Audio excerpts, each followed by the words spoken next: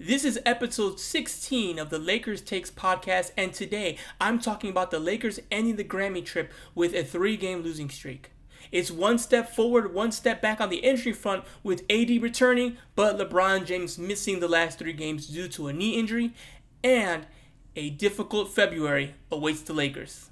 Let's get into it. The Lakers started the week on a high, beating the Brooklyn Nets 106-96 in Brooklyn, and this was a Lakers team that dominated the Brooklyn Nets. AD returned, and boy was his presence felt. This game is a perfect example that you can't always just look at the box score and understand what happened. On the box score, AD had 8 points, 2 rebounds, 2 assists, and 4 blocks. The 4 blocks do stand out, but when you really watch him play, his defensive presence, his rim protection was just at a level that no one else in the Lakers can really reach. No one can protect the rim and attack the rim quite like Anthony Davis. And his 25 minutes of work were just fantastic. He just made such a huge impact, and I think it really helped propel the Lakers to a victory.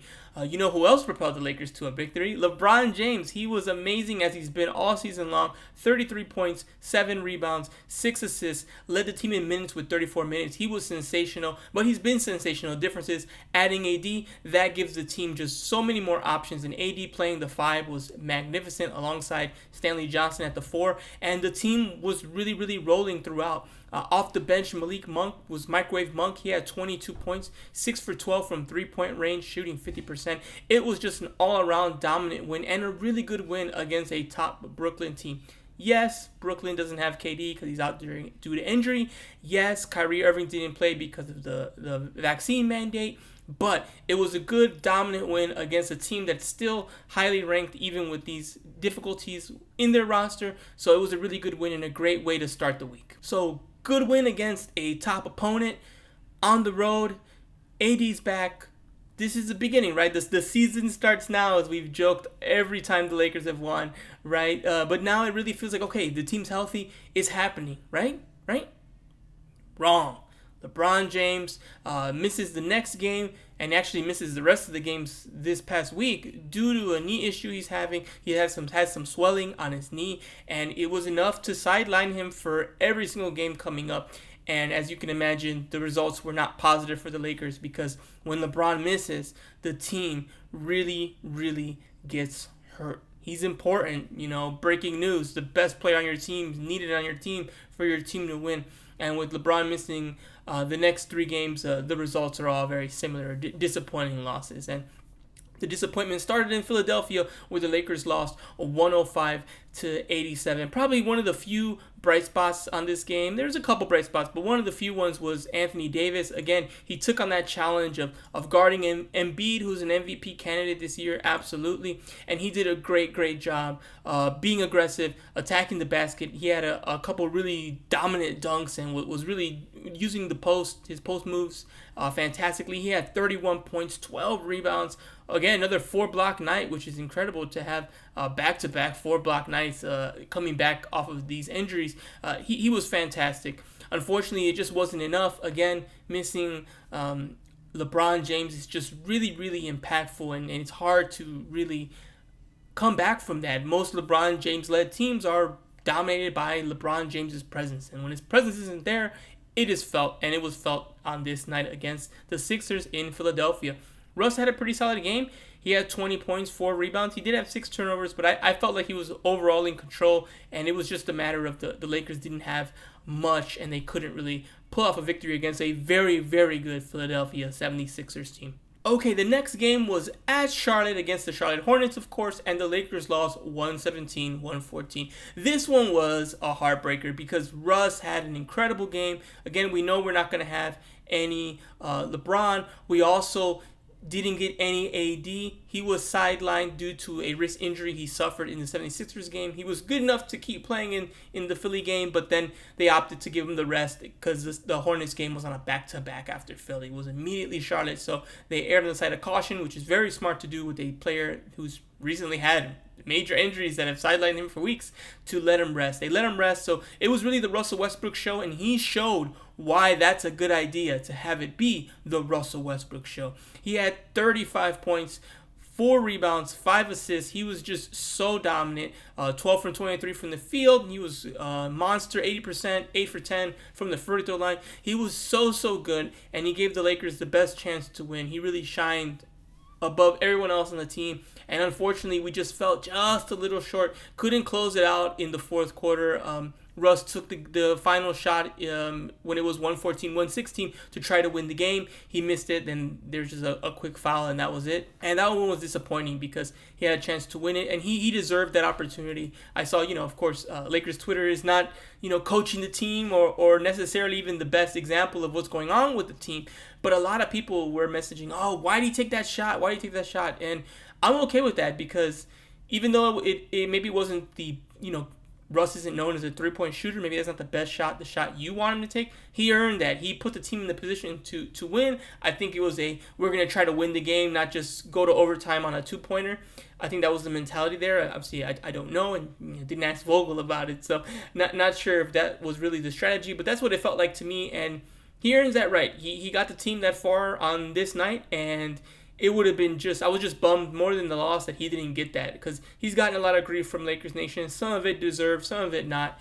And it would have been great for him to get a game-winning 3 on his best night as a Laker. But unfortunately, the ball didn't bounce that way, and the Lakers lost 117-114. One of the other positives was Austin Reeves. Again, he's just been such a great player. A lot of people are on the start Austin Reeves agenda, and I'm not too far away. Austin Reeves is a very, very, very good player. He does all the small things right. He works really hard, especially on the defensive side of the ball. Always see him hunting down screens and charges, and he's just been so good. It's amazing that he was an undrafted rookie this year, and the Lakers were able to get him, and they were able to see what he could be and put him in their system and got him to this point already. So the start Reeves propaganda is going to continue to mount. And we had a Bazemore sighting, and Bazemore was actually solid. I'm not the biggest Kent Bazemore fan, but he had 13 points. He was rather productive. He was ready to play for sure. So give him credit for being ready and for playing respectably in the minutes he did get. All right, final game of the Grammy trip, which again, LeBron missed all these games. The last 3 games, the Lakers lost all of them. Spoilers, they lost the game against the Hawks as well. But this one hurt. This one was painful because not only did the Lakers lose 129-121 against the Hawks, but they really genuinely had a chance to win. It was a game they controlled the entire time until the fourth quarter when they had an absolute collapse. They were up by 10 in the fourth, and they got outscored 38-20 to lose by 8. It was devastating. It was just a kick to the gut, a kick to the spirit. Early morning game here in LA was 10 a.m. I believe it was either 12 or 1. I don't know if Atlanta is actually in Central Time or East Coast Time, but either way, it was an early game in Atlanta. It was a really early game for Lakers Nation in LA, in the West Coast, to watch. And to wake up early, 10 a.m. early, but wake up at that time and watch a basketball game and watch your team lead the entire time, essentially, and lose in the fourth was difficult. Monk had the best game he's had as a Laker, and that's saying something because he's had quite a few microwave Monk games, but this one was definitely his shining jewel. 33 points, 8 for 14 from the three-point line. Just incredible. Russ was solid. He had 20 points as well. And another pretty good Anthony Davis game, scoring 27 points, 5 rebounds, and 4 assists. Defensively, they kind of broke down in that fourth quarter. Trey got hot. They struggled guarding Clint Capella. There were some issues there, some things about their size that I think made it easy for the Hawks players to get to the rim and attack the basket. But either way, you're up by 10 going into the fourth. You should be able to close that game out. And unfortunately, the Lakers were not able to, and they lost this game. And this puts them at 24-27, and that has to be a concern. We haven't really gotten, at the time of this recording, any significant updates on LeBron James and his knee, just that it's swelling and that he's going to be out until it's not swelling.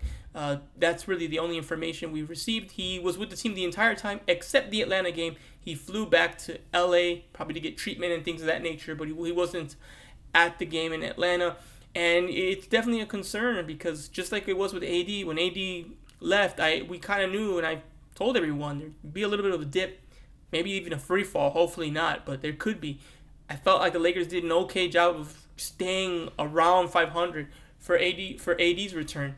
And now with LeBron missing, you're in the same boat again. which is not a boat you want to be in, which you're free falling and losing to so many teams and just hoping you can stay around 500 before LeBron comes back so he can actually help you make a significant run.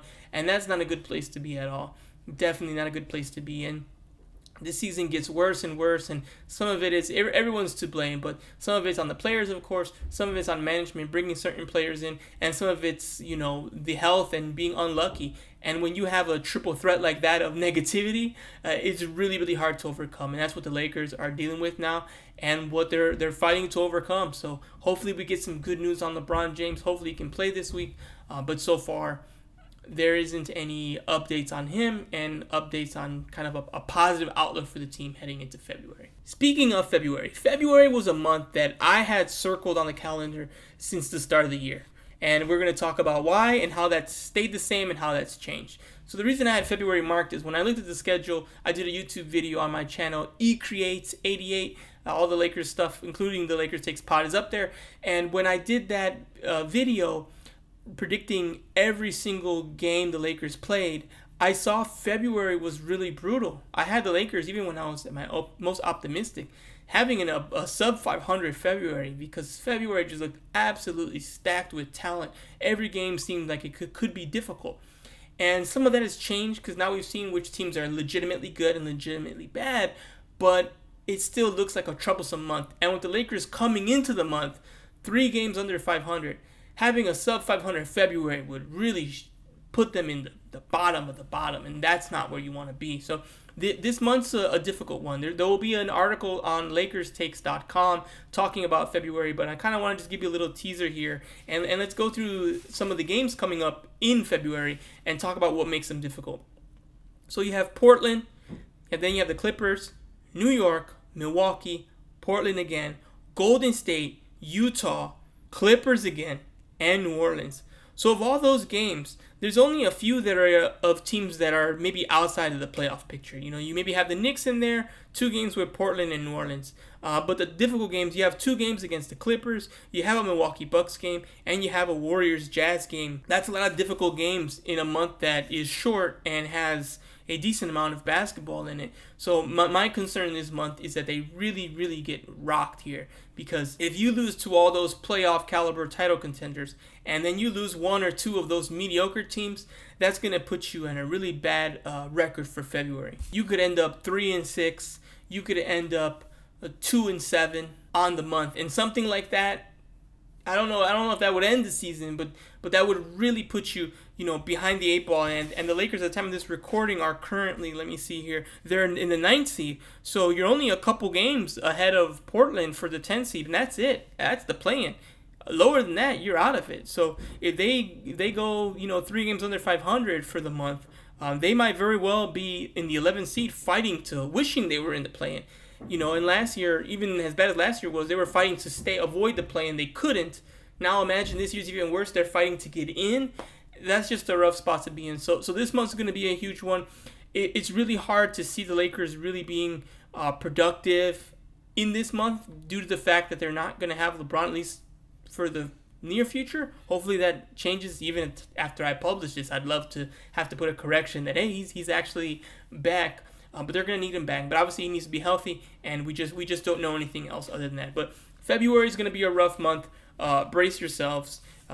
It can get ugly here, and you might think it's ugly now, but it can always get worse. As one of my Chicago Bulls friends told me once, it can always get worse. Now, for this week, hopefully the Lakers can have a positive week. It's a little bit on the light side, so I'm optimistic. On paper, these games aren't as difficult as some of those games I mentioned earlier. This week on Wednesday, the Lakers play the Portland Trail Blazers at 7:30 PST.